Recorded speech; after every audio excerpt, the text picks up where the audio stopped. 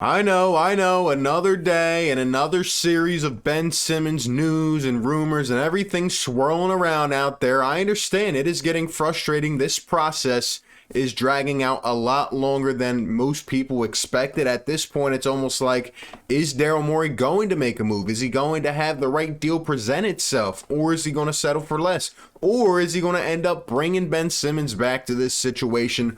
All interesting questions, but today we look at some insight from Woj on a team that I actually think could be the team that trades for Ben Simmons. Let's talk about it. Perfect.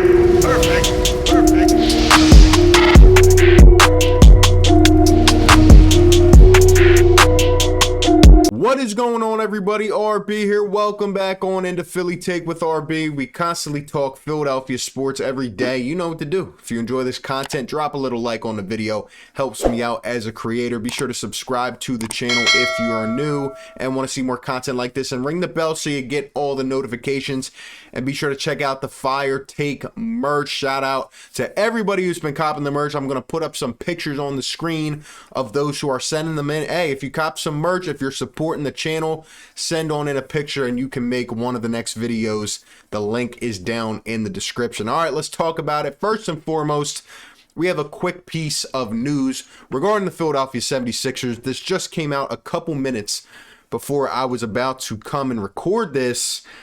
The Sixers have waived Rayjon Tucker, 23-year-old young guard who has been on the Summer League roster. He played some of the garbage time minutes last year for the Sixers.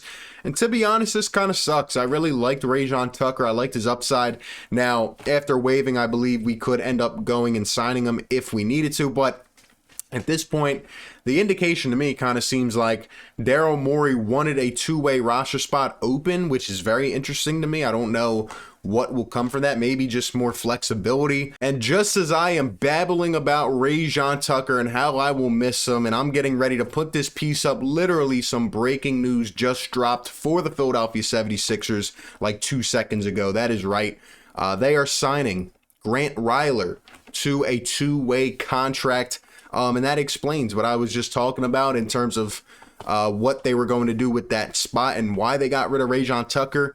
Grant Riller is a 24-year-old young guard out of the College of Charleston last year, so this will be his second year. He played for the Hornets this past season. I actually had him as a second-round draft target last year.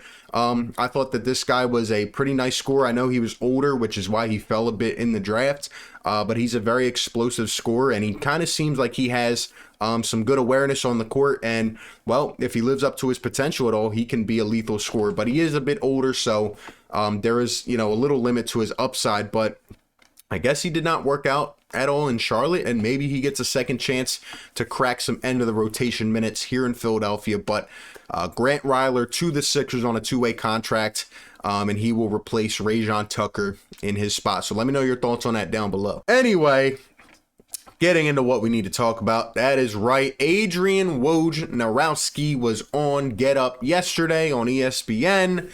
And anytime Woj drops some stuff, everybody is tuning in. And this is what he had to say after discussing the Embiid Supermax extension when asked about Ben Simmons and the whole situation. He says, Philadelphia has continued to try and see if they can find a deal for Simmons before the start of camp.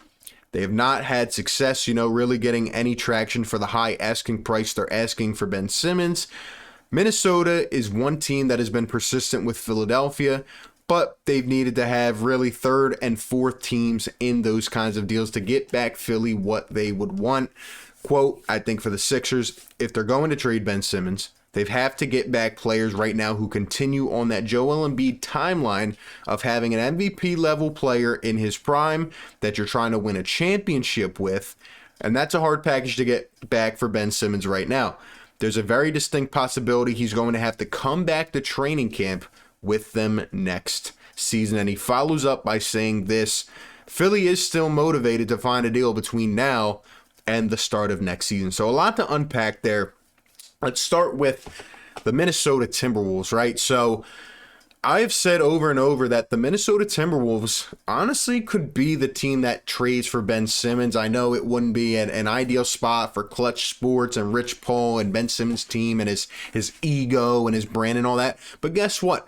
Basketball-wise, Minnesota has always made one of the, the best suitors in terms of sense to me, right? In terms of a basketball sense.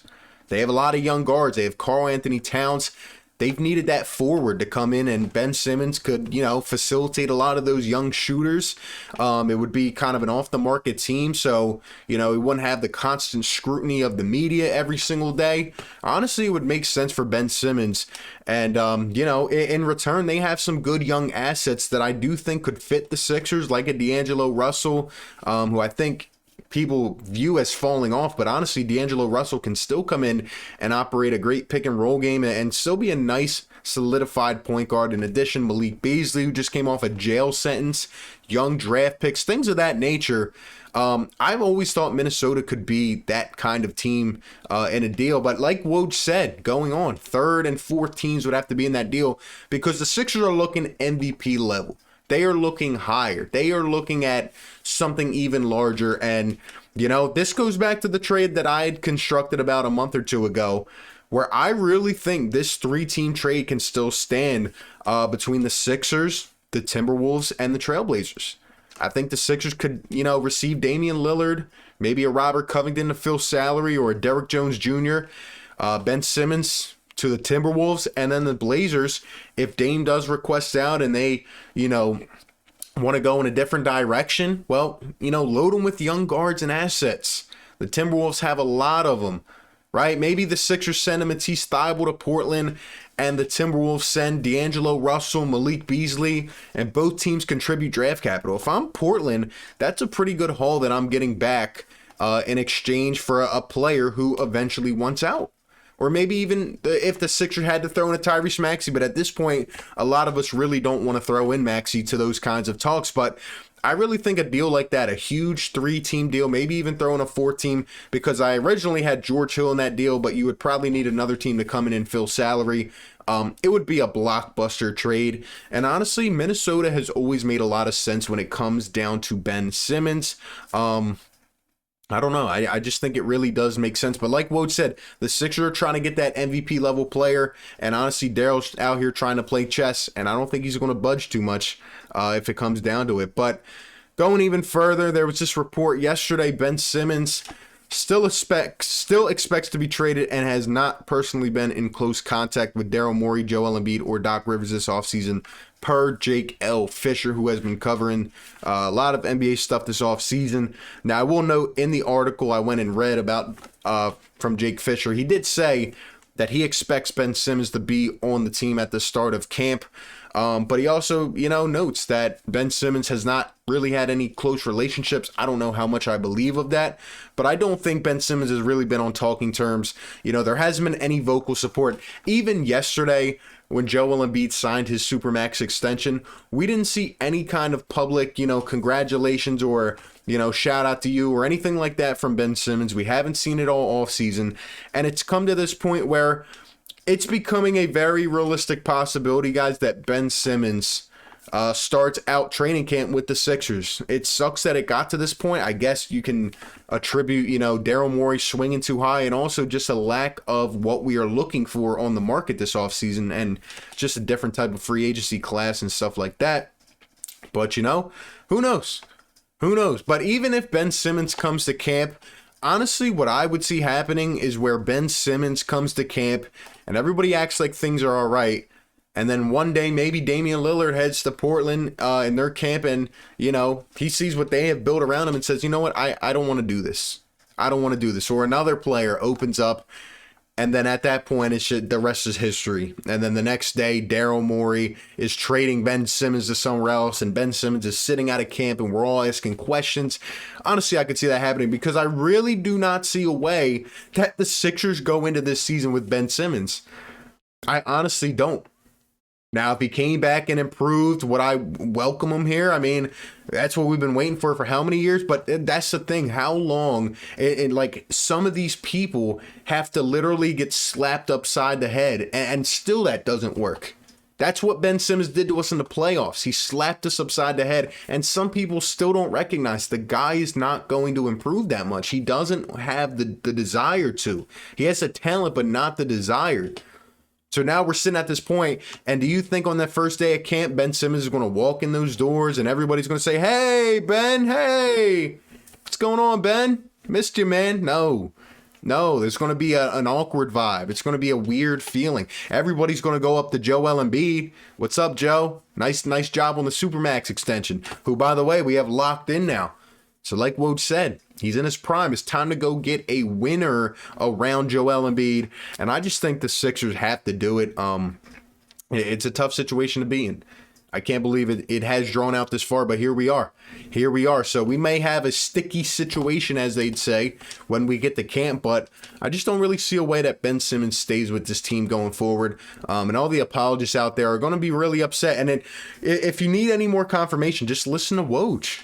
I mean, just listen to him. They are actively shopping Ben. They're trying to make a deal. Ben reads Twitter. He knows that. It's just a matter of time, like I said before, but we got to hope the right deal opens up. But that's just all I got for today. I want to hear from you. Let me know down below in the comments section. What do you think about a potential trade with the Timberwolves?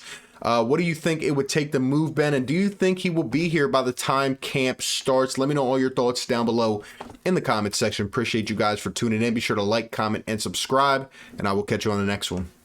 Peace. Perfect.